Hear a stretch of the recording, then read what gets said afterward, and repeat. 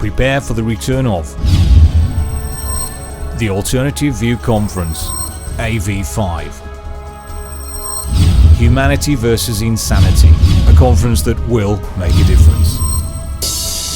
Featuring the most challenging and thought-provoking speakers from across the globe.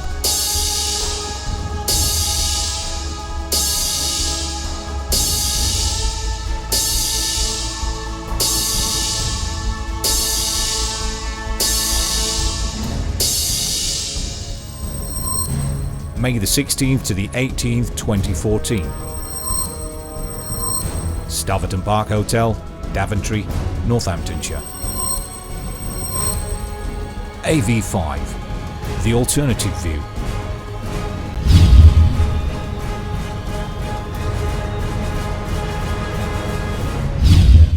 Okay, well, before I crack on with the closing remarks, as it were, I mean, obviously, I'm sure people are concerned about Greg Nicoletos. I think it was probably fairly apparent to everybody over the weekend that Greg was perhaps not necessarily in the best of health. He came here under his own steam. He really wanted to speak at AV5, and he flew himself over from Brisbane, and he was due to arrive here on Tuesday. And I got a text on Monday as I was driving down to Plymouth to say that he'd been stopped at the airport, had been strip searched, and I thought, well, you know, maybe he's not going to get out of Brisbane. But he got here, but he was delayed in Dubai for 2 days, and he got here on Thursday. And I mean, having obviously travelled that distance myself, I know how tough it is, and I thought maybe he'd just perhaps taken something to try and ease the jet lag. But obviously, as you saw last night, you know, there were a few things that weren't quite right as he was trying to fix his presentation. And so obviously we had to go to plan B. And then this morning I got a call at about 7 o'clock to say that there'd been a bit of an incident on the golf course. And unfortunately it didn't really take too much thought to realise that, you know, it was probably Greg. And when I got down there, Greg was effectively being taken into custody. Thanks to a couple of people in the audience here with the appropriate experience, Greg was treated appropriately. He was taken to hospital. Apparently he is now back at the police station. The Australian consulate have been informed. His wife has been informed. And we will find out tomorrow basically what the police intend to do. I think there's a very good possibility that they might just decide to get him out on his flight tomorrow morning. But as I know more, I will let you know. But that's as much as I know at the moment, and I'm sure you'll join me in wishing Greg, one, a speedy recovery, and two, a safe journey home and back to his family. He really wanted to be here because he's had a hell of a journey since he gave his presentation at AV3 in November 2009, so well, it's like 4.5 years ago. He had been targeted, he had been wiped out financially and managed to recover from that.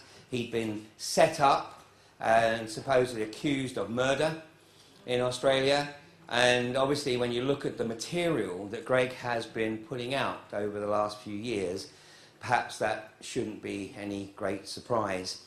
And Greg actually withdrew from this particular arena, if you like, and decided to focus on his business life back in 2011. But a few months ago felt strong enough to come back in. But you know, obviously what you've witnessed over the last few days, you know, maybe he needs to take a little bit more time. I was also asked a question about David Lim, and David Lim had some personal issues that he felt prevented him from speaking at this event, but hopefully he'll be back at a future event. But hey, I've always got a plan B. C, D, E, F. Although I don't always know it. One always seems to emerge. And I can't do these kind of events, can't put these kind of events on without support, and that includes your support, indeed, of course, for being here.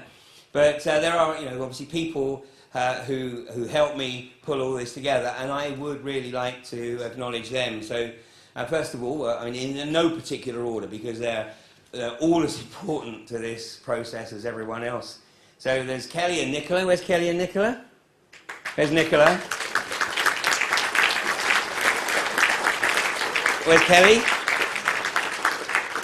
Okay. And to put the record straight, Nicola is my daughter. So rumour has it. And Tristan, the lad who's been running around, sometimes sitting out with Nicola, he is my youngest son. And also, he's not in the room, by the way. I will tell you that my attitude is that we should encourage our children to enjoy youth unencumbered by any of this for as long as possible. They will come to the realisation at an appropriate juncture, and I don't believe in sort of force-feeding it to them. Let them enjoy their youth, because unfortunately they may be of a generation where that's all they get to enjoy, unless we get this sorted out sooner rather than later. So that's Nicola and Kelly. I just want to acknowledge Kelly, because there are probably few women who, when invited to spend the winter in Barton Moss under canvas, but Kelly was there with me pretty much through all of the winter. We spent the first 2.5 months in a tent, and then the latter 2.5 months in a caravan. So thank you, Kelly. I appreciate that.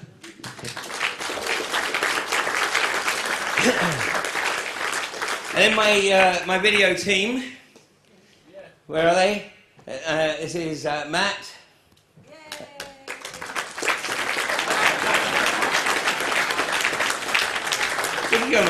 Don't be shy. I want to see that shirt.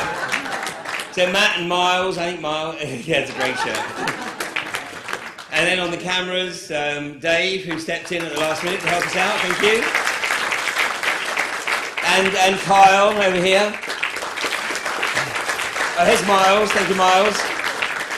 I just want to acknowledge Kyle's support with a lot of the work on graphics for the event, and for this as well. This is Kyle's work, and also for the graphics on the 2 shows that I put out on UK Column, Humanity vs Insanity and Fracking Nightmare. So Kyle, thanks very much for that. Then my security team. Spence, where are you? Spencer?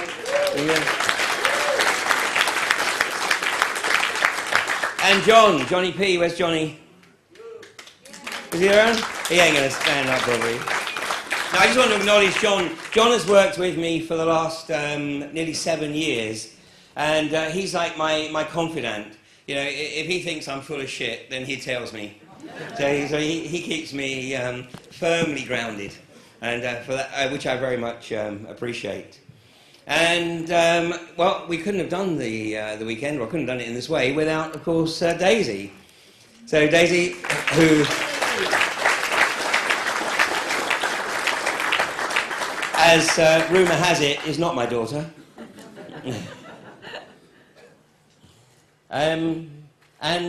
Well, last but by no means least, and I think this is his 4th. Well, like the Matt, this is his 4th video. A 4th AV event, and that's Alan on the sound. So Alan, thank you very much. Alan's going to say something. Alan? Third? Oh yeah. I can't remember who I had at... there you go, 3rd. You sure you're not losing count? I think you might be. And like I said on Friday night, these events just wouldn't be possible. And like 2 weeks ago, I must confess, the sort of beads of sweat were starting to materialise. So thank you very much, and I think we've had a great weekend, and in fact, although I had booked the facility for next year, I did have a get-out clause, so that if this weekend didn't quite work out, then I did have the opportunity to pull out of that one. But I think with your agreement, I'll go ahead and start arrangements for AV6.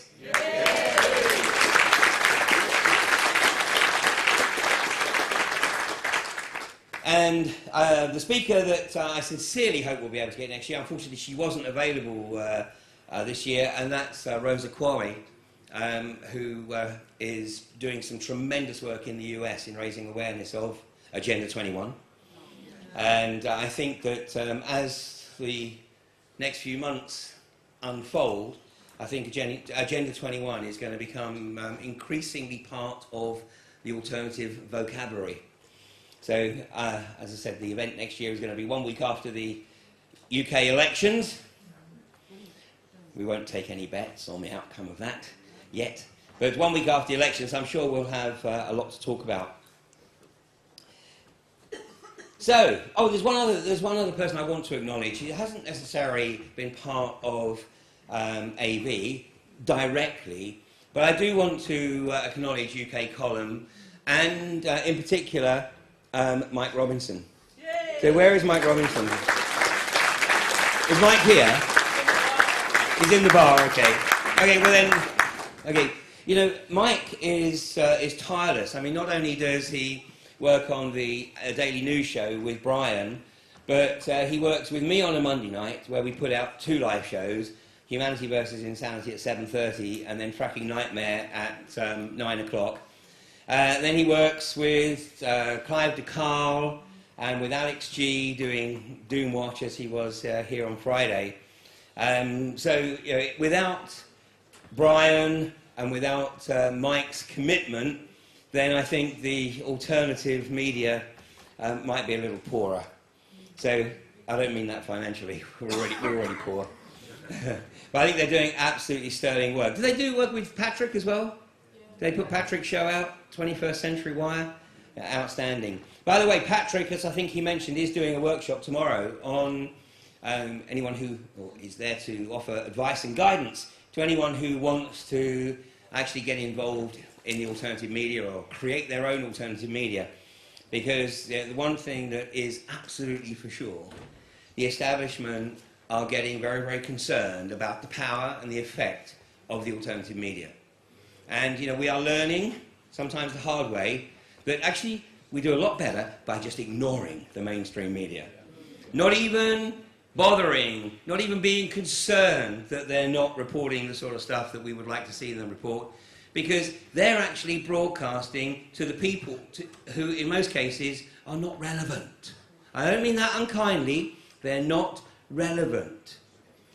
This form of democracy absolutely relies on apathy. Yeah. It relies on people not getting involved.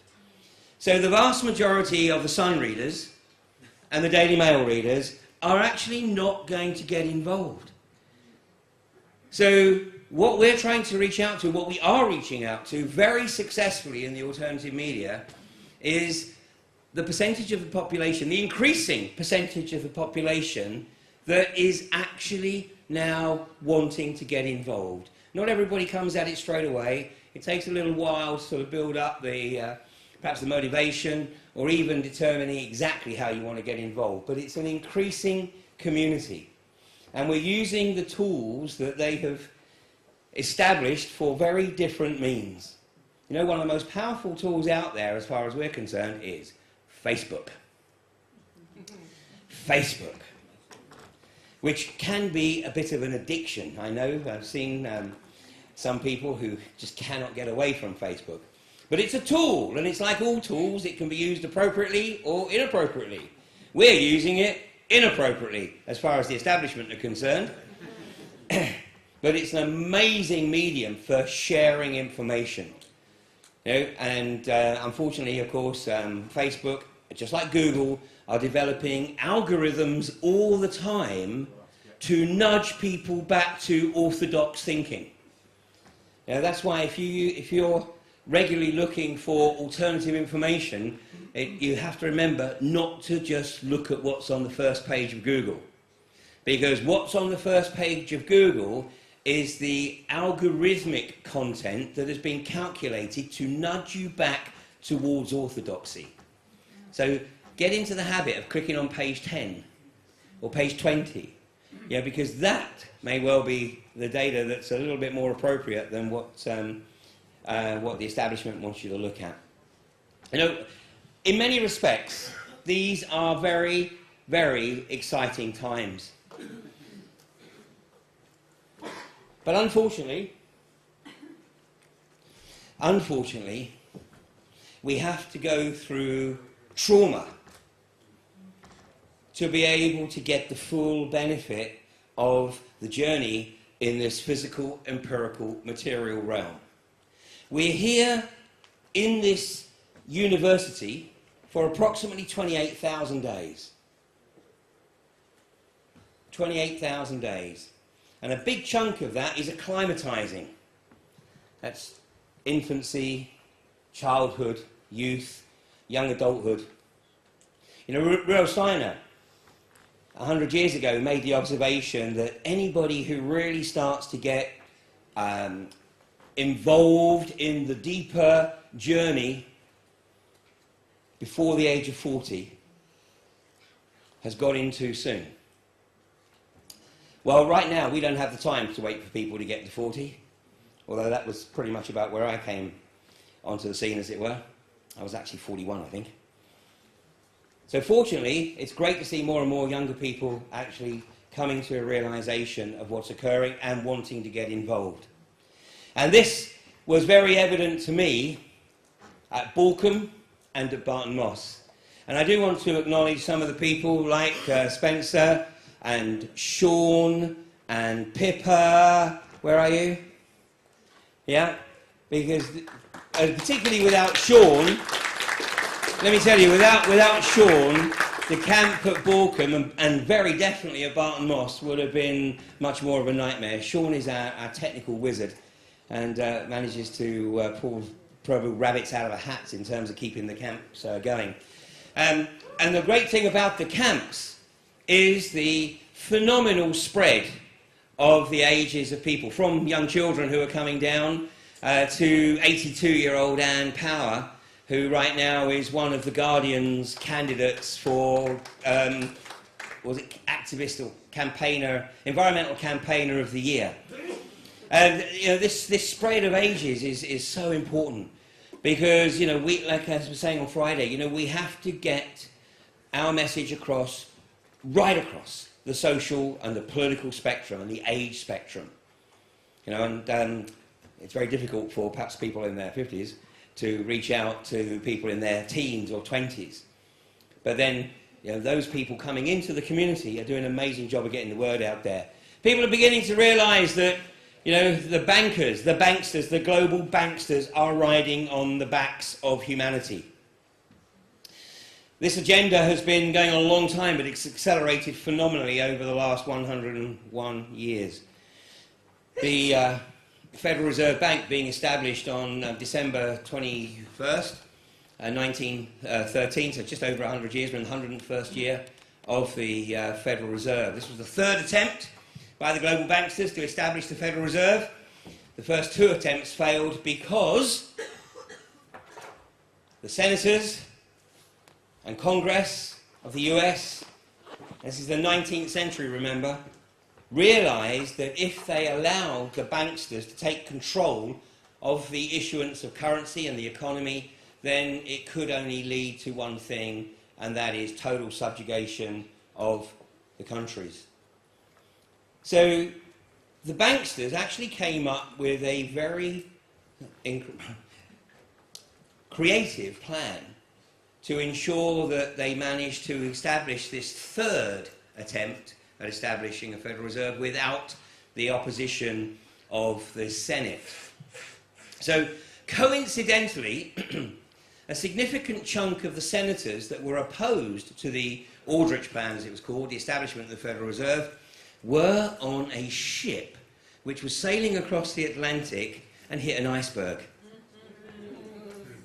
Because J.P. Morgan, as a major shareholder of the White Star Line, had gifted maiden voyage tickets, free passage, to all the senators who opposed the establishment of a Federal Reserve. Oh, remarkable coincidence, huh? And of course it wasn't the Titanic, was it? What was it? The Olympic, exactly. That's why it's never going to be raised, ever. So yes, all the opposition was removed, but that still left a number of people who might actually latch on. Because at that time, and it was the same in the UK, at that time, to enter politics, you had to be a man, as it was at that time, of independent means. You could not come into politics unless you had the financial resources to sustain yourself. So by definition, particularly in the US, the vast majority of people who came into politics in the US were self-made men. Obviously there was a few that were wealthy through inheritance, but the vast majority were self-made, and they understood the ways of the world. That is why there is one state in the US that isn't bankrupt, and that's North Dakota. And the reason being is because the governor of North Dakota realised that if North Dakota signed into the Federal Reserve, then it would end up bankrupt. I mean, there's no other solution, no other outcome. It would be bankruptcy, and he could see it. So he took North Dakota in 1922 out of the clutches of the Federal Reserve. But at the time, North Dakota, the nickname in the US for North Dakota is North Dakota, because it was primarily Scandinavian farmers, and there was only, not even 100,000 of them. So, let North Dakota, leave that wilderness and let it do its own thing. But today, it's the only state that isn't bankrupt because it issues its own currency. And every business in North Dakota has to bank with the Bank of North Dakota, which is managed by the people for the people. Oh, wonderful. And it's the basic model that was used initially in Iceland, although it's been bastardised now, but initially it was used to re-establish the economy in Iceland after the collapse of 2007. The same approach was deployed here in the UK. The realisation that people who entered politics with sufficient financial resources probably had an appropriate level of education to be able to see through the deeper agenda, which is why both in the US and in the UK, moves were made to remove the requirement for people to enter politics by having the means to sustain themselves financially. And salaries were introduced, which meant that basically any Tom, Dick or Harry could potentially enter politics. And of course, that's when the puppeteering started, when people were carefully selected to be the puppets, the political puppets of the banksters and the global corporatists. And unfortunately, after 100 years, they're coming very much towards their final solution, as it were. And they tell us what it's all about. It is spelt out, literally, of course, in tablets of stone. I'm sure most of you are well aware of this. Anybody not seen these before? The Georgia Guidestones? The Georgia Guidestones. Oh my gosh. Literally, tablets of stone. This henge appeared in Elbert County, Georgia in 1982. To this day, nobody has formally claimed responsibility for this monument. It's attributed to a mysterious R.C. Christian. A lot of speculation as to who that might be. But in 12 modern and 12 ancient languages are the goals and objectives of those who believe themselves to be the rightful rulers of this planetary fiefdom. As is acknowledged here, the biggest and most dangerous terrorist group in the world want to kill 7.3 billion people. And these socio-psychopaths have a belief system which means that they have to tell us what their intention is. They have to tell us so that we can never claim that we weren't told, that we weren't given an opportunity to challenge their agenda. Because they work on the basis that they don't necessarily have to put everything in plain sight. They don't necessarily have to spell it out on the front pages of the Sun, and even if they did, nobody would probably believe it anyway. But they'll put it in places where they can't be accused of hiding it. Now, I'm not going to go through all of the goals and objectives here. You can find them for yourself. You just punch in Georgia Guidestones. And it doesn't matter whether you look at page 1 or page 20. You'll find this henge. So let's just have a look at 3 of those goals and objectives. Number 1, maintain humanity under 500 million. Under 500 million in perpetual balance with nature. Now, if we actually believe the alleged statistic that there are 7.23 billion people on this planet, I'm not sure that's actually correct, considering that the population growth is falling, as it were. The population is falling. That's why in this country and in the US, more money is spent on fertility treatments than any other non-essential medical procedure. The average age at which women are having their first child in this country has now reached over 35 for the first time since records began. Wow. Because young women can't afford to have children. They're either committed to a career, or they just, if they are married or in a relationship, they just can't afford to think about the possibility of one of them having to give up work and raising a family. So, is the population rising? I'm not sure. It doesn't really matter whether it is, because this planet is more than capable of sustaining 7.3 billion people, or even probably double that. There's been speculation about the planet not being able to sustain the current levels of population ever since Roman times. But I'm sure many of you are aware that more food is destroyed every single day than it would take to feed the population of this planet. The only reason that those people don't have access to food is not because the food is not available, it's because they can't pay for it. The socio-psychopaths are not interested in any kind of humanitarian gesture, and as we've heard earlier today, anybody who works in the corporations who shows signs of any kind of humanitarian behaviour ain't going to last too long. And they definitely ain't going to get any kind of promotion.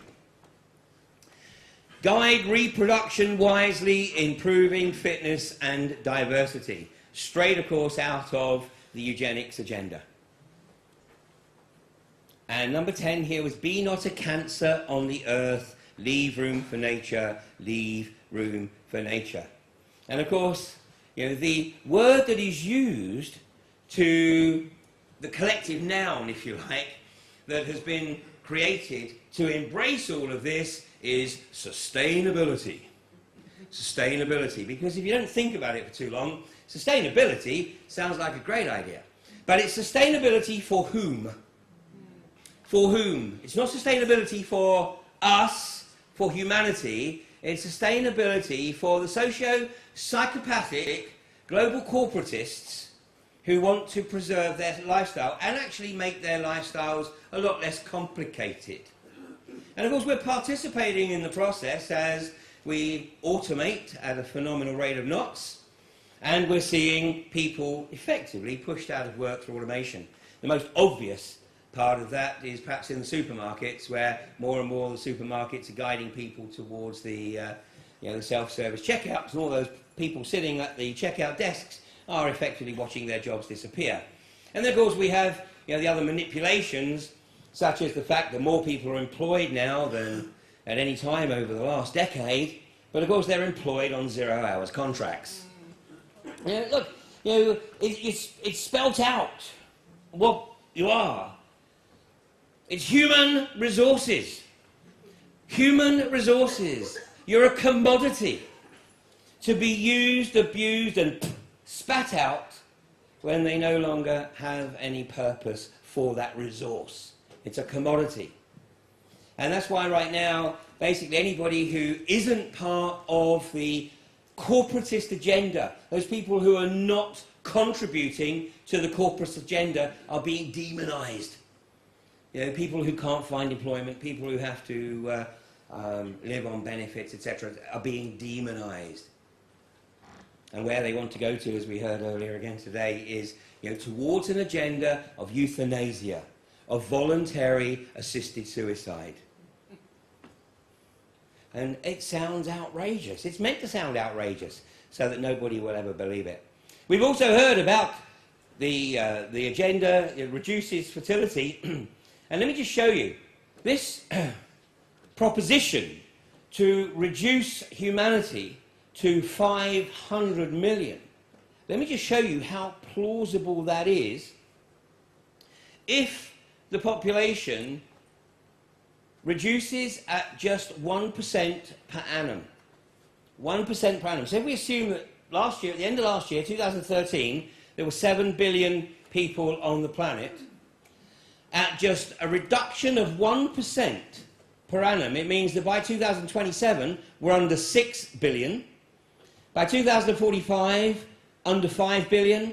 2067, under 4 billion, and so on to 2274, and they're down to the 500 million. And these socio-psychopaths think in terms of a multi-generational agenda. They try and keep the rest of humanity locked into the inability to think beyond the next salary check, or the next episode of EastEnders, or the next episode of Corrie, or Strictly, or the next major sports event. Keep people locked in short-term thinking whilst they are actually developing their agenda way beyond a lifetime. And we think, well, that's crazy. That's absolutely crazy. Yeah, why would they do that? They're never going to see the benefit of that. Well, they think they are. Because they have a belief system that is so far removed from the bullshit that's presented to the masses, because these guys, and whether it's right or not doesn't matter, it's what they believe. They actually believe that they are bound in this physical arena, and that when they die, that their souls will migrate into the next available physical vehicle within their bloodlines. Do you remember when William and Kate came out of hospital and she was still wearing the prosthesis, so she looked pregnant? Yes. And William said something very, very strange. Well, strange unless you know their belief system. And they were carrying the baby. By the way, you seen that baby? 9 months? Give me a break. That baby's at least 18 months. Either that or they're feeding it steroids. God damn. But yeah, William's holding the baby, and in the interview he said, well, we've only just met, so we've got a lot of catching up to do. Can I tell you, I have contacts who worked in the hospital. Baby born, I think something like 10 or 14 days before the official date they said. Yeah. Well, that only makes it 8.5 months. That still doesn't account for the fact that that baby is built like a brick, whatever. So consequently, these guys literally believe that by contributing to the longer-term agenda, they will reap the benefits in their future lives. This is why you get the likes of Kissinger and Brzezinski, and now other socio-psychopaths who, in this country, like the likes of Blair. I visualise that motherfucker in jail. Well, actually, I visualise him cleaning the worst toilets. Anyway, I'm sure you share that visualisation with me. Anyway, these guys work on the basis that the more they contribute to the agenda, the higher up the pecking order they will come back when they reincarnate. That's why you've got the likes of Brzezinski and Kissinger, who are both in their 80s, actually perpetrating, or potentially perpetrating, or driving the administration to perpetrate even greater atrocity, where most people in their 80s are actually looking to chill and spend a bit more time with their grandkids. It's absurd. It's meant to be absurd. And what's occurring right now, as you heard Mike reference, can actually be traced back. It can be traced way back, but let's just go back to 1932, and I'm going to latch on to the book that Mike referenced and I discussed in the video Take Back Your Power. In 1932, these two gentlemen, Marion King Hubbard, he didn't like the name Marion, so he had everyone call him King. And his mentor, Howard Scott. And they wrote a document, which you can download, and I would encourage you to read, because when you read it, you will start to comprehend what's occurring right now. This book was called Technocracy, Inc. Technocracy Inc. I'm going to share one page, a summary of the agenda of technocracy. Now remember, this is 1932. Number one, register on a continuous 24-hour per day basis the total net conversion of energy. What was Mike talking about this morning? By means of the registration of energy converted and consumed, make possible a balanced payload. This is the resource-based economy. This is the resource-based economy. That's why you will never hear me talk about the zeitgeist movement with any degree of anything other than contempt.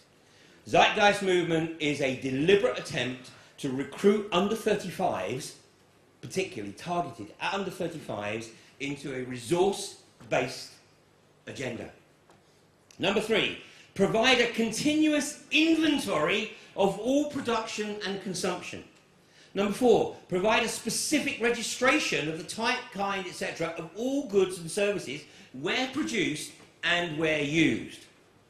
Provide specific registration of the consumption of each individual, plus a record and description of the individual. That's pretty much everything that Mike was talking about this morning. Yeah? And as he said, they didn't have the technology back then, but they do now. This is just one page. I mean, if you read the document, you will find it incredible to think that it was written basically 82 years ago.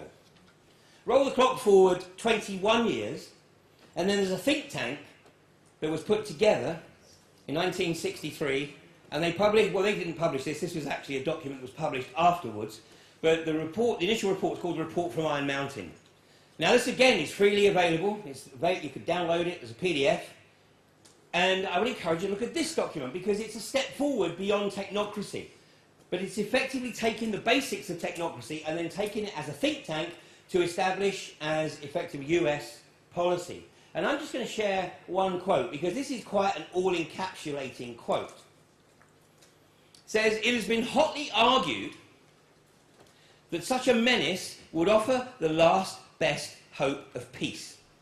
Now the reason that that is important is because the subtext of the report from Iron Mountain was the possibility and desirability of peace. And I want to tell you that the final conclusion was that actually society in a state of peace doesn't work. They need to have society in a state of perpetual fear. And what the think tank that got together to look at this were looking at was elements of fear that could be used instead of the threat of thermonuclear war. Because this committee was effectively put together in the immediate aftermath of the Bay of Pigs threats and the nuclear threat in Cuba Missile Crisis. It has been hotly argued that such a menace would offer the last best hope of peace by uniting mankind against the danger of destruction by creatures from other planets or from outer space. Experiments have been proposed to test the credibility of an out-of-our-world invasion threat. Anybody remember what that test was? It was Orson Welles' broadcast of War of the Worlds, yeah, which literally was broadcast as a drama, but as a live news broadcast, and it had the state of New York in absolute panic. Nevertheless, an effective political substitute for war would require alternate enemies, some of which might seem equally far-fetched in the context of the current war system. It may be, for instance, remember this is the early 1960s, it may be, for instance, that gross pollution of the environment can eventually replace the possibility of mass destruction by nuclear weapons as a principal apparent threat to the survival of the species. Poisoning of the air and of the principal sources of food and water supply is already well advanced, 1960s, and at first glance would seem to be promising in this respect. It constitutes a threat that can be dealt with only through social organisation and political power. But from the present indications, it will be a generation to a generation and a half before environmental pollution, however severe, will be sufficiently menacing on a global scale to offer a possible basis for a solution. Well, right now we're at about a generation and a half since that report was published. Now, although I can't prove that Zbigniew Brzezinski was part of the think tank, once this report came out into the public domain, either Brzezinski thought that now that it's out in the public, he'll just build on it, or he read it and thought, wow, this is pretty damn good. So in 1969, he wrote a book called Between Two Ages, America's Role in the Technotronic Era. He invented that word, technotronic. Now I want to share just a few quotes from this book because it gives you a bit of an insight into the magnitude of the socio-psychopathy of these... Eggs. Yeah, I had to whisper that. Page 11. In the technotronic society, the trend seems to be towards aggregating the individual support of millions of unorganised citizens who are easily within the reach, this is the key point, who are easily within the reach of magnetic and attractive personalities, and effectively exploiting the latest communication techniques to manipulate emotions and control reason. Which I think you've seen quite well demonstrated earlier today. He continues on page 28. No matter how deeply disturbing the thought of using the environment to manipulate behaviour for national advantages to some, the technology permitting such use will very probably develop within the next few decades. Now known as HARP and geoengineering. Final quote, page 97. Now this is very, very significant. Very significant indeed. And bear in mind the role that Brzezinski has had in the US administration. Brzezinski was Obama's mentor, which is why as soon as Obama threw his hat into the ring as the presidential candidate for the Democrats back in 2008, I think it was, I gave a presentation in Glastonbury a few weeks later and I said, Obama will undoubtedly become the next president. It was a no-brainer. Brzezinski was not going to allow one of his protégés to go into the presidential arena unless he was pretty much going to be guaranteed the final result. So this is from page 97. More directly linked to the impact of technology, it involves the gradual appearance of a more controlled and directed society. Such a society would be dominated, listen to this carefully, by an elite whose claim to political power would rest on allegedly superior scientific know-how. Now here's the real crux. Unhindered by the restraints of traditional liberal values. In other words, unhindered by the restraints of basic humanity, of compassion. This elite would not hesitate to achieve its political ends by using the latest modern techniques for influencing public behaviour and keeping society under close surveillance and control. This is 1969. The book was actually published in 1970. It's all laid out in words of one syllable. Another part of this agenda is to try and ensure that nation-states cannot achieve sufficient cohesion to fight this agenda. So the agenda right now is part of this agenda, concurrent agenda, is to break down the national homogeneity, to break down the national culture.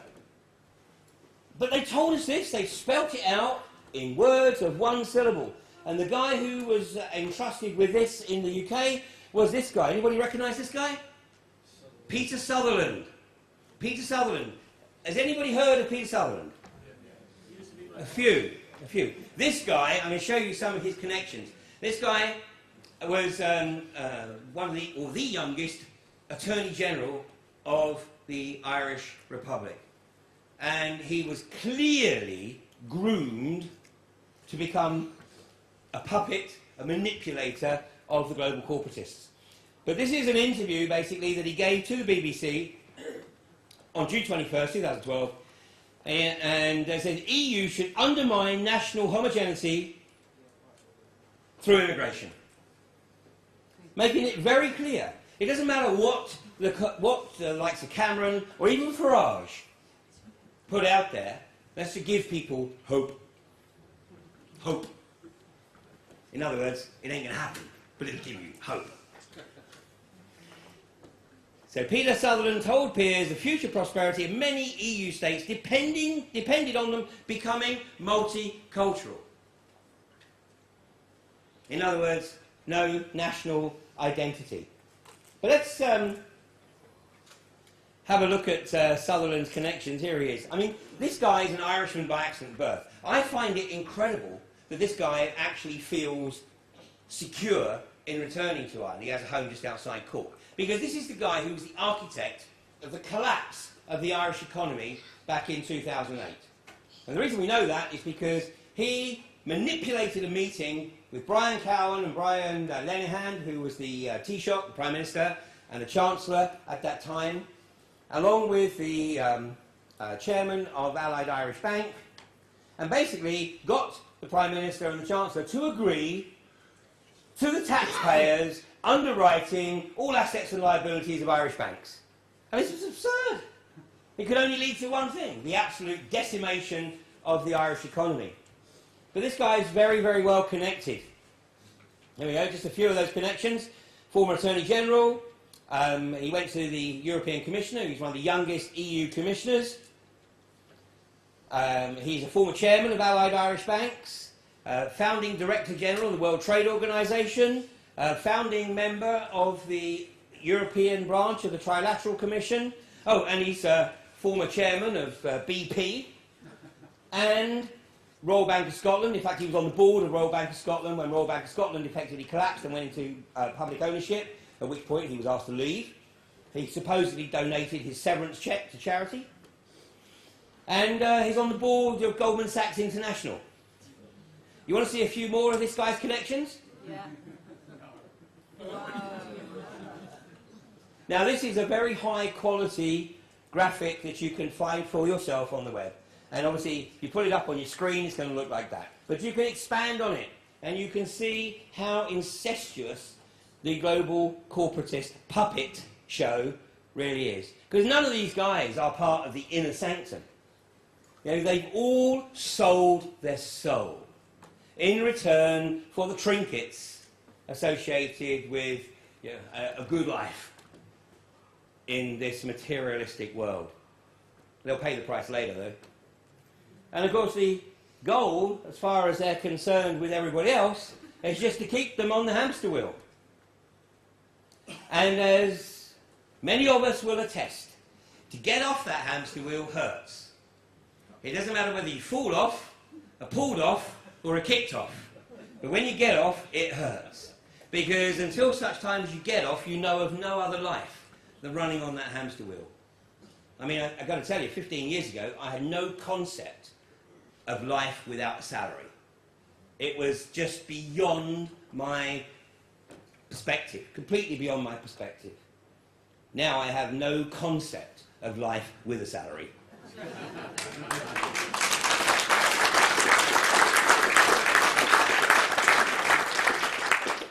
You know, Mike talked us through this agenda to keep track of everything. And if there's anybody, by the way, if there's anybody with store cards in your pocket, cut them up! Has anybody got a Marks and Spencer's store card? Yeah? Really? Yeah. Oh dear. Okay, when you buy stuff from Marks and Spencer's with your store card, actually it doesn't matter whether you use cash or credit card. If I buy stuff from Marks and Spencer's, which I do because they're the only ones who seem to recognise that, you know, this is the perfect male physique. So it's the only store that buys produces stuff in my size. I don't have to get changed, like trousers shortened by about 6 feet. Every item of clothing sold in Marks and Spencer's is microchipped for stock control purposes. So consequently, when you buy an item of clothing and that item of clothing is scanned, if you buy it by credit card, that item of clothing is linked to you. Now extrapolate this.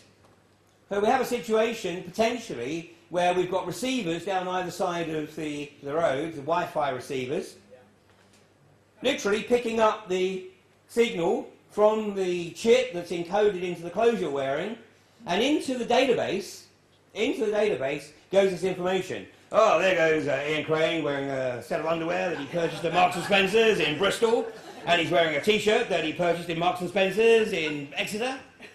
Now you say, yeah, but who the hell wants that kind of information? No person wants that information. No person, no human is ever going to be interested in that data. That's not the point. It will go into the artificial intelligence mainframe, which will be used for predictive purposes. Think Minority Report on acid. So if you're buying clothes in Marks and Spencer's, first of all, the loyalty cards are part of the tracking network. That's how they data mine. That's how they mine behavioural information. So cut up your store cards. Credit cards, unfortunately, they're a necessity if we're not going to be completely off-grid. But again, it's a question of using them as little as possible and keeping with the cash as much as possible, because everything else will be tracked. And as Mike very clearly demonstrated, we have this phenomenal amount of EMF smog around us, all part of the data mining. You know, a massive part of this, I know some of you have seen me talk about this before, is shutting down. Shutting down our connection with everything else that's out beyond this three-dimensional physical empirical material realm. You know, when David showed yesterday the limitations of the 5 senses and everything that's out there beyond that, which we have access to, but of course we're conditioned to deny that. But the whole idea is to keep people locked into this, locked into the left brain, with an occasional excursion across into the right brain and everything that might offer. But shutting down any capacity to perceive beyond the physical empirical material realm. I'm sure everybody here has had an experience at some point in their life which they can't explain. Correct? Yeah. You've had an experience which you can't explain, but neither can you deny it, because it was experiential. How many people have had more than one remarkable experience in their life, or sequence of experiences, which they can't explain, but also can't deny? Yeah. Okay.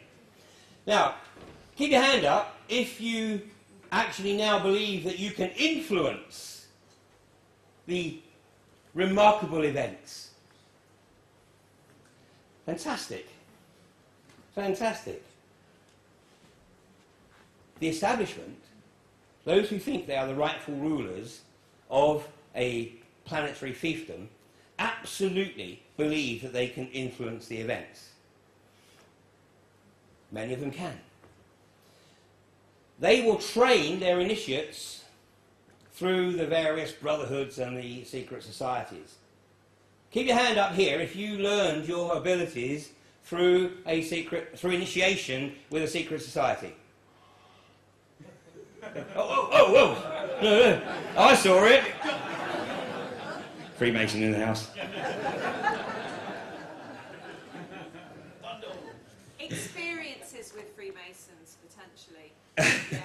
Experiences with maybe, absolutely, yes. That must explain it. The difference is learning it through initiation is not experiential. So it's an initiation, you go, okay, yeah, I'll take it, but no experience of it. What the establishment are trying to shut down is the learning through experience. And what they are realizing is that more and more people are having these experiences on an increasing level. More and more people are starting to realize that with forethought, with envisioning, you can actually contribute to the outcome of these remarkable experiences. Did we talk about mindfulness at some point during the course of the weekend? Did we talk about this new program that's being... Did I hear somebody talk about mindfulness? I've mentioned it. Yeah, sorry? I've mentioned it. Now, I'm talking about the new government and corporate program that's being introduced called mindfulness. Yeah? No? Okay. Well, I did a few workshops over the last few years called Stepping into Mindfulness, and now I find the establishment is running workshops called Mindfulness. And what they are trying to do is basically the same as what I was trying to do, but they're trying to, of course, get people to focus on using those skills to further their career. Because at the end of the day, we all have access to the same tools, it's about how you use them. So the establishment is desperate to shut down this naturally occurring phenomena, which has always been there. As David said, how big part of our DNA has been shut down. Well, maybe a big part of that DNA is starting to be reenacted, reawakened. And they know it. And here's, listening to Graham's presentation earlier today, here's a massive part of that agenda. The vaccination program, which starts literally minutes after birth with vitamin K. 26 vaccinations before a child goes to school, with all of the impurities, the virus, the bacteria, etc., that Graham was talking about earlier. 100 years ago, Rudolf Steiner said, a way will finally be found, to vaccinate bodies so that these bodies will not allow the inclination towards spiritual ideas to develop. And all their lives, people will believe only in the physical world they perceive with their senses. I really like the word spiritual, because the word spiritual is simply used as an all-encompassing term to describe anything which can't be explained by Newtonian explanation. I've got to show you this. This is an ad. When I was touring Ireland last year, this was on the Fractured Future tour, and as I was going around Ireland, on pretty much every bus shelter was this. As you can't see it, kid in a pushchair. Every vaccination is a little victory. For whom? For whom? In the ongoing battle against serious childhood diseases. In small print. Every vaccination is a little victory. In other words, every child that's vaccinated, that's another one that they hope is not going to come to any kind of realization of what's occurring. But it's not working. It's not working. People are beginning to realise, and people are prepared to literally put their lives on the front line to prevent the global corporatists from achieving their agenda. And a year ago, I never for one moment dreamed that I would go from being, if you like, a presenter of the deep geopolitical agenda to being on the front line. But as I was touring the country last year with Fractured Future, I did 64 public presentations around the country between February the 11th and the beginning of July. Because I knew that the Balkan campaign, the Quadrilla Balkan campaign, was going to kick off at the end of July, and I knew I had to sow those seeds around the country before Quadrilla started the drilling campaign at Balkan. But even doing that, I never anticipated that I was effectively going to end up on the front line of the campaign. At Balkan, there were some 120 people arrested, and the vast majority of those arrested have had their charges either thrown out or dropped. At Barton Moss, the Greater Manchester Police have a reputation to uphold. And they're going to do everything they possibly can to uphold that reputation. This is a lady by the name of Vanda, who on 2 occasions was arrested with considerable force. This is intimidatory tactic that's being used by the establishment to try to encourage people not to participate, not to get involved, because this is what you're going to be up against. They work on the basis that if they can instill this subliminal fear of engaging directly with the police, then they will be able to facilitate their corporatist agenda. The good news is that although this wasn't necessarily broadcast in the mainstream media, in fact, as I think I told you the other night, when the BBC commissioned one of their reporters to investigate the claims at Barton Moss of police brutality, David Guest, the BBC reporter, came down to Barton Moss in a police car and left, having done his in-depth investigation in a police car. I don't talk to the BBC or the ITV. That's not absolute categoric, because I would if they ever broadcast anything live, but they're not likely to give me that opportunity. I will certainly not do anything that's recorded, because obviously if it's recorded, it can and will be edited. Anyway, as far as I'm concerned, the vast majority of people watching the mainstream media are not really going to take any heed of what's pumped out. It's just going to go straight over their heads, or in one ear and out the other. Maybe a fraction of 1%, might actually be a target audience. The real target audience are the people who don't have TVs. How many people in the room don't have TVs? That's not enough. Your mission, should you choose to accept it, is to get rid of your TV.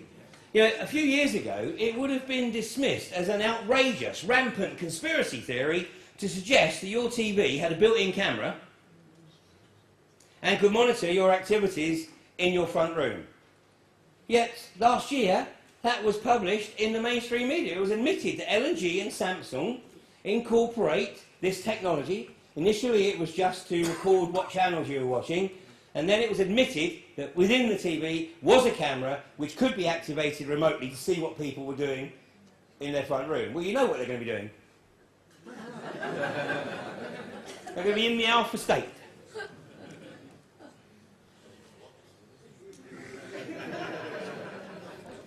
It's not enough that the governments of both the UK and the US are blanket spying on each other's populations and then swapping data, but now we see how they are aggressively targeting individuals in secret, undermining them and eventually setting out to destroy them, and all the while employing organised deception with the full backing of the state security apparatus to achieve a series of said outcomes. It was recently established that the Metropolitan Police have a list of domestic extremists. If I'm not on that list, I'm going to be really pissed off. Because if I'm not on that list, it means I'm not doing my job well enough and I'm not pissing them off enough yet. So my objective is to get on that list. Actually, the ultimate objective is to get rid of the list completely, of course. But this is the way the establishment works. The fear that you're on a list. The fear that you're going to be targeted. As one comes to the realisation of what's occurring, there is absolutely no doubt that fear and anger are two of the emotions that you have to work through. Because you have to work through them, you have to go through them. Because if you don't, they're going to come and hit you when you least expect them. So it's absolutely crucial that we work through this. So, there's no criticism of people who don't feel that they're ready to get on the front line. The front line is not for everybody. I'm not going to be on the front line in terms of deliberately getting arrested or climbing on a truck to stop it. I don't see that there's any real benefit to be gained by me doing that. But I have tremendous respect for the people who do. And I will give them whatever support I can in whatever way, shape or form. Much of that support at Borkham and Barton Moss has been providing the video content that I take to the solicitors so they can use that video to counter the police. By the way, I'm going to tell you a couple of stories. in Boreham, or Brighton, where the cases were being heard, the judge actually criticised the police. He said, you know, the Sussex police seem to have a really difficult issue with recalling what actually occurred. Because we see the video from the police evidence gatherers, we see the video recorded by the protectors, and even though we've watched the video in the court, the police officers still tell us that something completely different happened. You know, once upon a time, as was, I think, mentioned by Michael Doherty earlier today, once upon a time, you know, the attitude in court was basically the benefit of the doubt was always given to the police. Always. But what we now know is that there have been a phenomenal number of miscarriages of justice purely on the basis of that assumption. Because thanks to technology, thanks to the fact that we have multiple people with cameras, either live streaming or filming, the police also have their video teams. What we now have is the irrefutable video evidence of what transpired, and what is being proven time and time and time again is that the police are institutional liars. You know, by the way, I've also learned in the court that you never call somebody a liar from the witness box.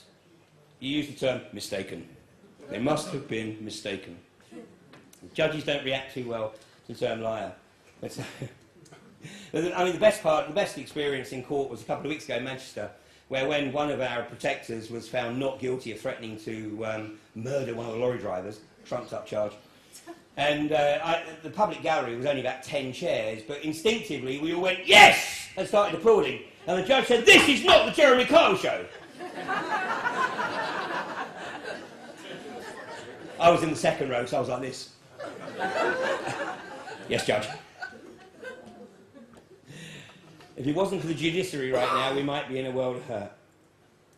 We have a tremendous opportunity to bring about very real change.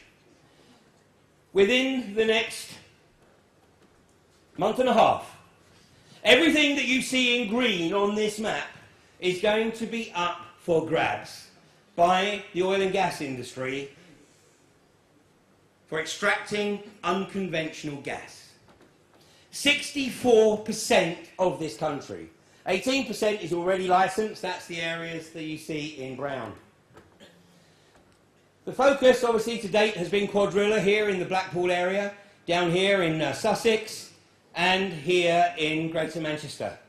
And to be honest, if those were the only 3 locations in the country that were being targeted by the gas industry, I probably wouldn't be here.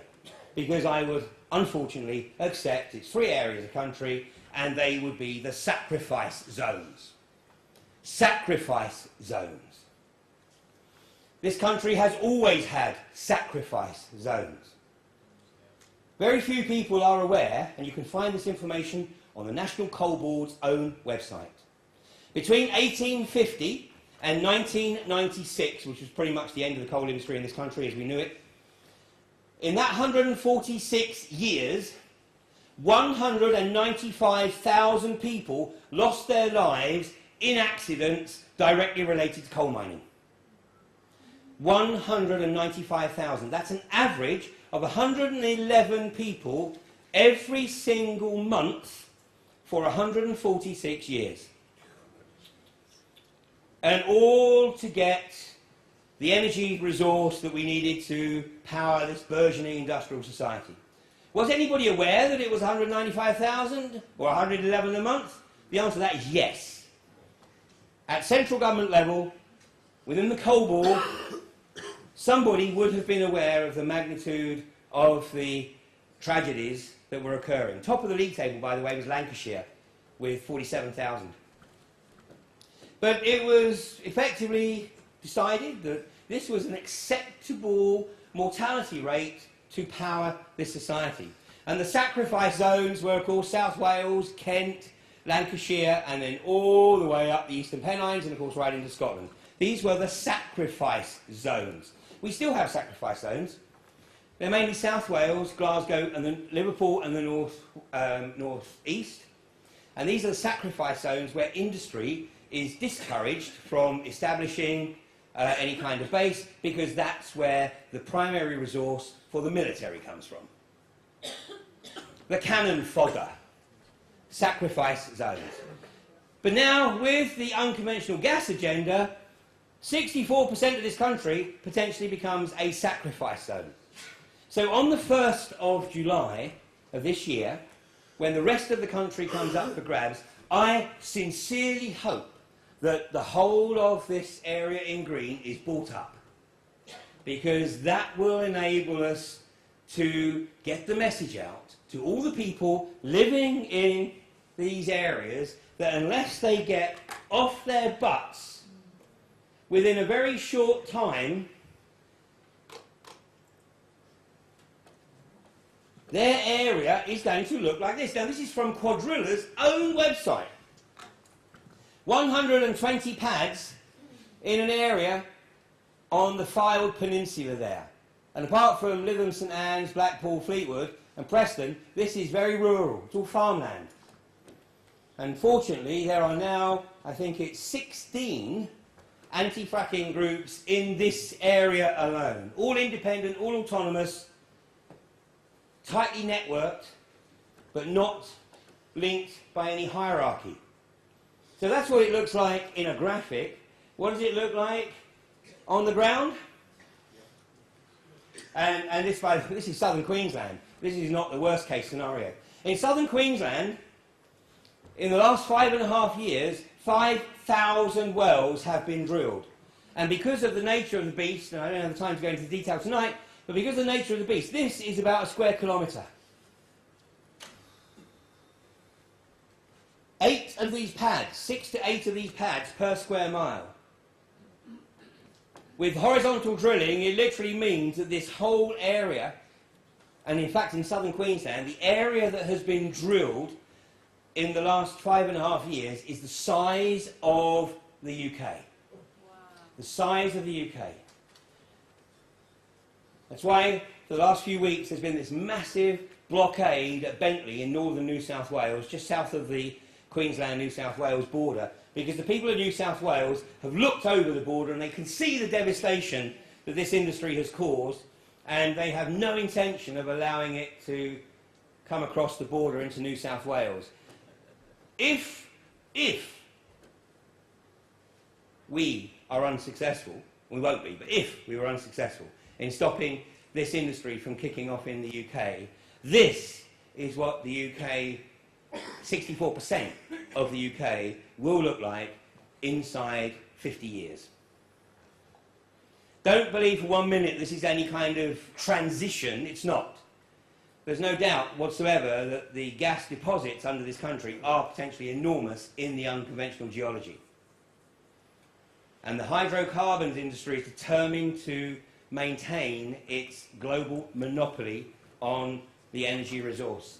So this is perhaps the most remarkable opportunity that we have had in this country to actually bring people together from right across the spectrum in any recent history. Because with 64% of the country impacted, it doesn't matter what people believe on any other issue, as long as they understand the dangers associated with hydraulic fracturing. And as people come together, and there are now 184 anti-fracking groups around the country. Pippa, where are you, Pippa? Pippa has come here from Hull. If she wasn't here right now, she'd be camping this weekend in Beverley. Sean, where are you, Sean?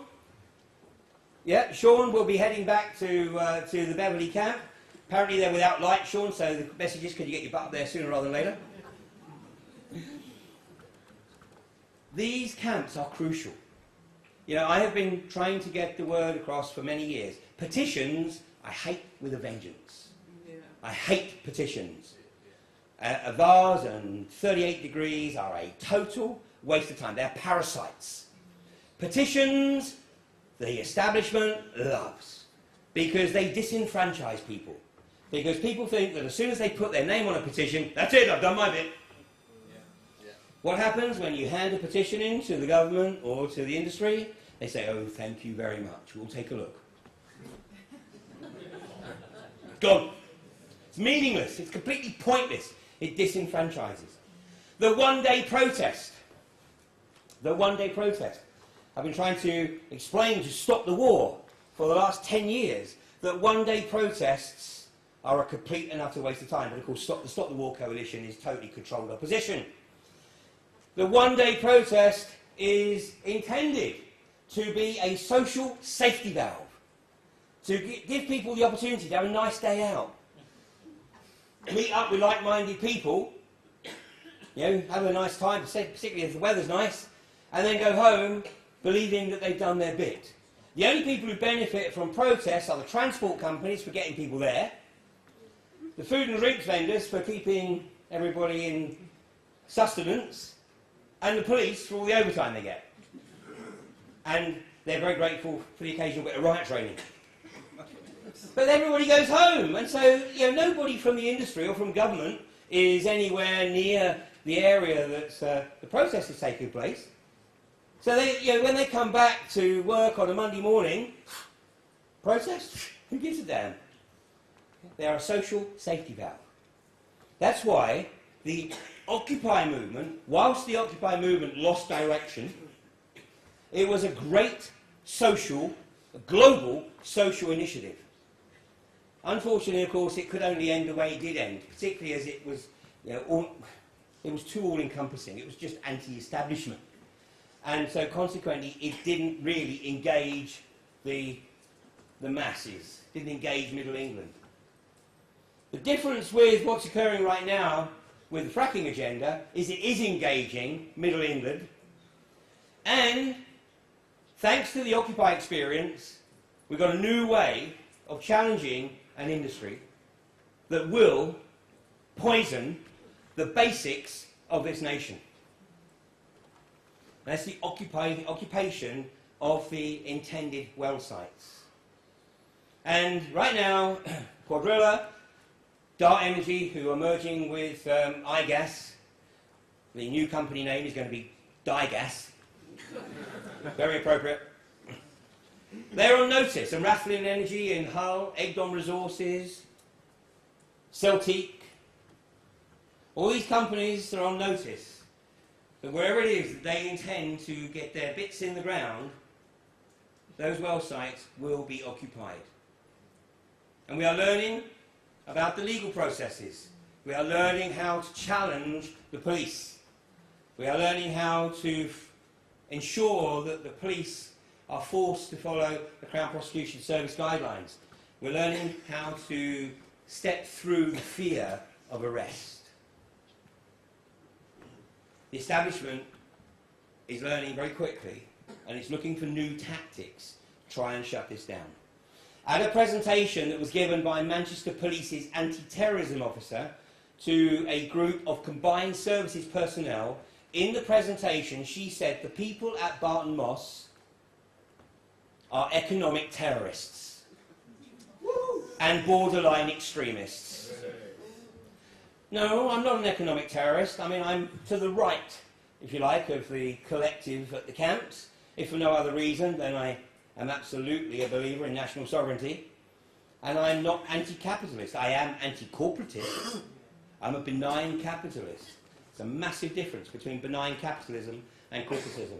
So this is a tremendous opportunity that we have to unite people in this country. And when we've nailed the fracking agenda, then hopefully we'll say, my God, look at what we were able to achieve when we focused on what we all agree on. And the establishment does everything it possibly can to try and create division or drive wedges where it believes division exists. And we have to be bigger than that. We have to say, you know what? Fuck you.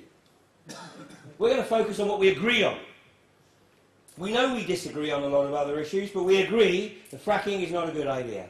And when we've nailed this, then hopefully we can maintain that cohesion and say, okay, what's the next thing that we almost all agree on? Is it GM foods? Geoengineering? Vaccination? Whatever. Whatever. But we've got to do this one step at a time.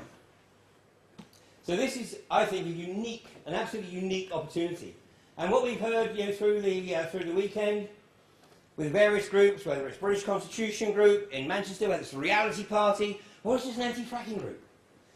Now, I was having a discussion with somebody earlier today. The only political party that is anti-fracking right now are the Green Party. And with no disrespect to the Green Party, they're not going to get elected. Unfortunately, what people don't realise is that twice as many votes were cast for the British National Party, the BNP, at the last election than for the Green Party. The Green Party was successful, of course, in getting Caroline Lucas into Parliament in Brighton, but that's because the Green Party put a phenomenal amount of resource into getting Caroline Lucas elected. But they're not necessarily going to achieve it anywhere else. Are any of the other parties going to do an about turn? Well, if they do, be very, very wary. Because what every MP in any area that's being targeted by the motherfrackers, what the MP says is, well, of course, I absolutely deplore the idea of hydraulic fracturing in our constituency.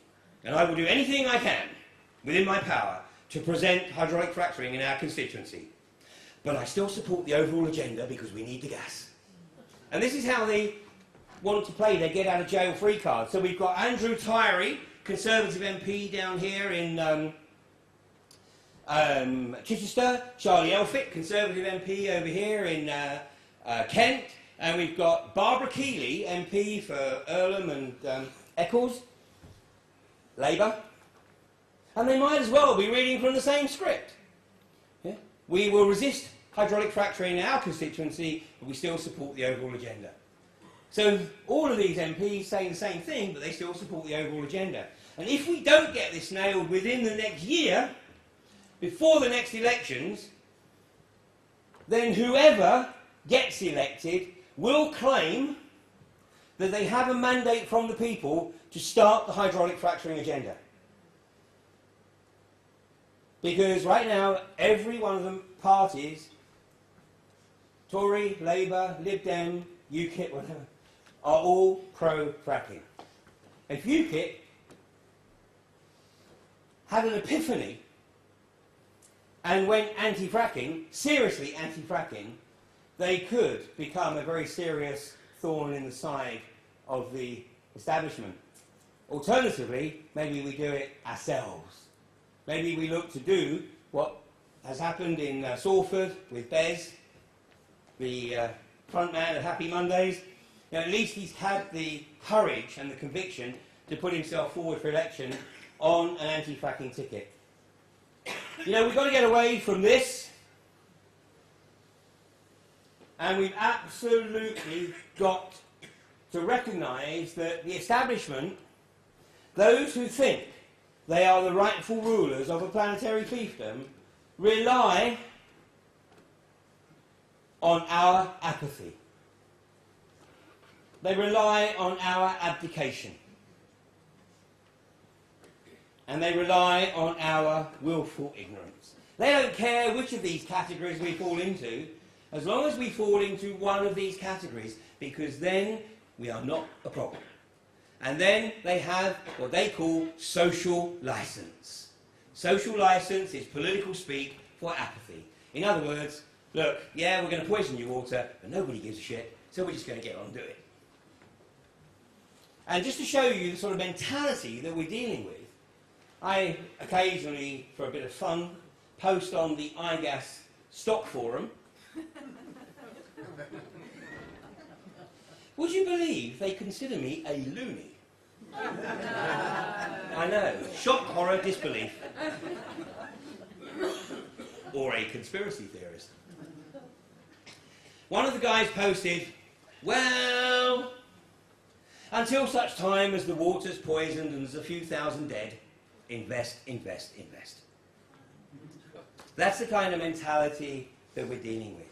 Look, as soon as people start to comprehend the magnitude of the threat, then they will participate.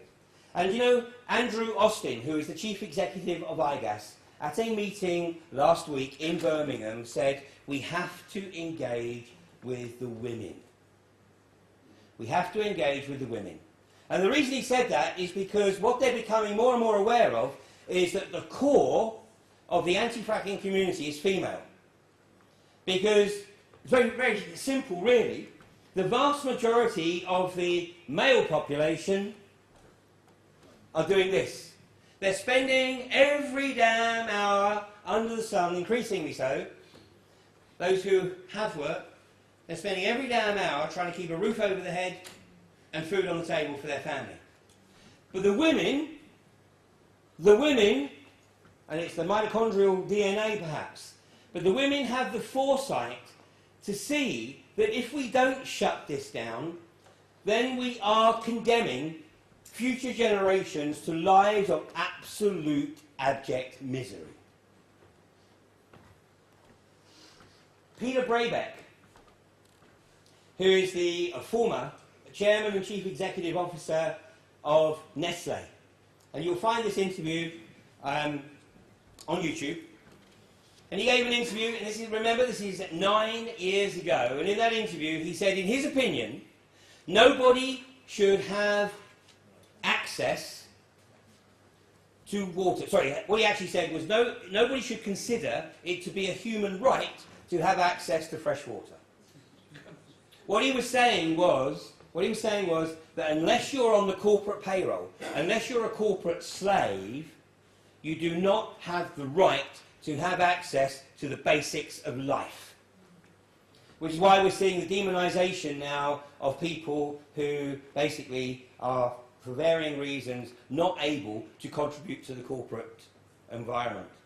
I mean, we're seeing, Atos.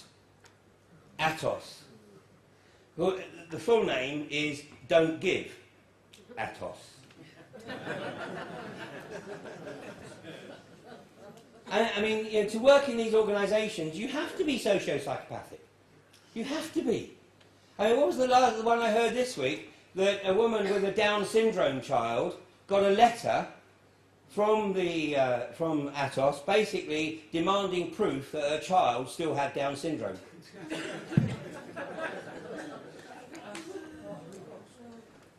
They're not exactly employing the smartest kids on the block, are they?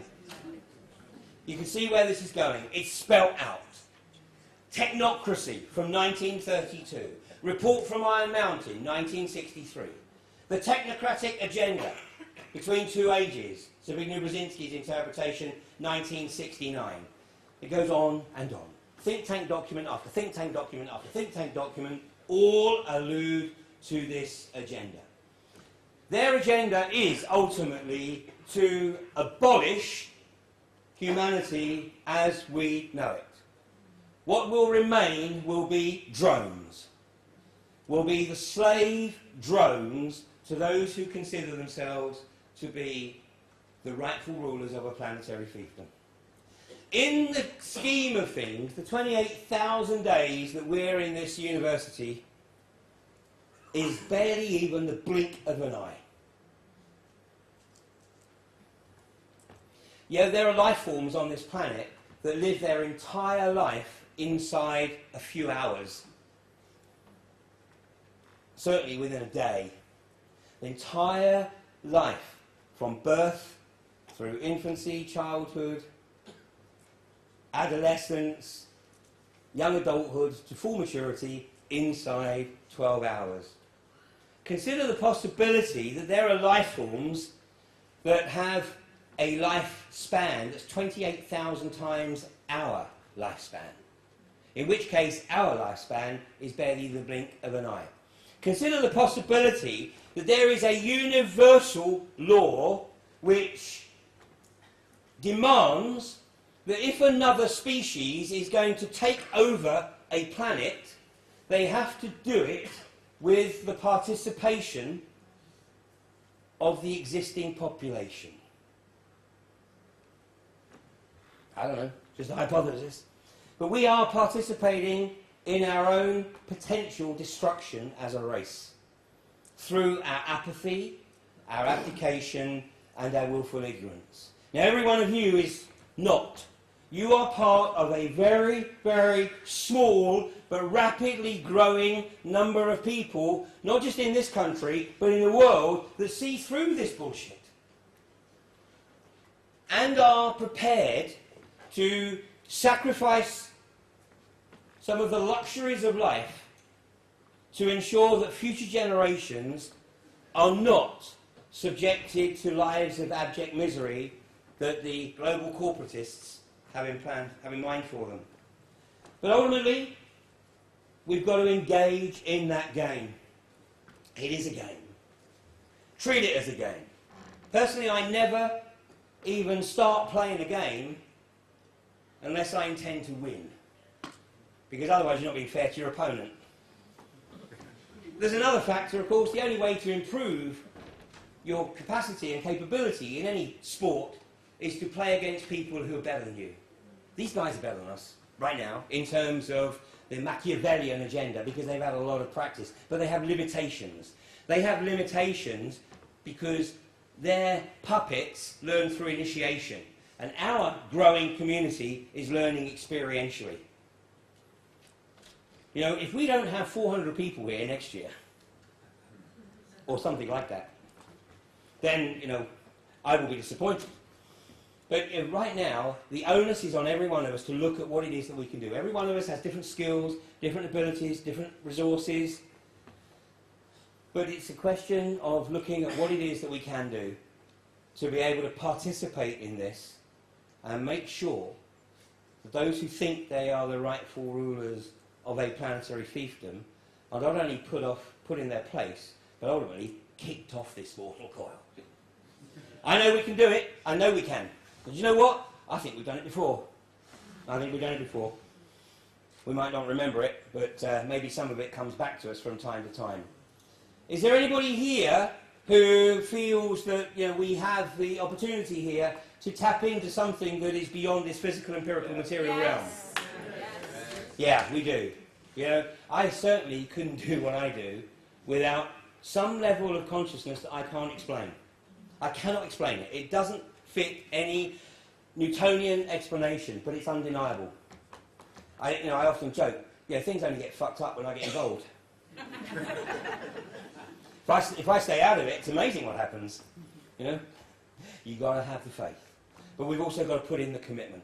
And the fact that you guys are all here this weekend, I know you're absolutely committed to that.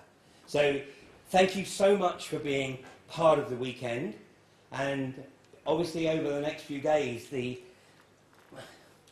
challenge is to take the time to integrate what you've learned, what you've experienced this weekend. Not just from the speakers, but from your own interaction. And in many cases, you've probably learned more by talking to each other than you have perhaps from the speakers. You know, there's only half a dozen of us, there's a lot more of you out there. I've learned a hell of a lot from speaking to some of you this weekend. And you know what? I am really, really looking forward to the next 12 months. And I think we're going to kick some serious butt. Thank you very much. Thank you so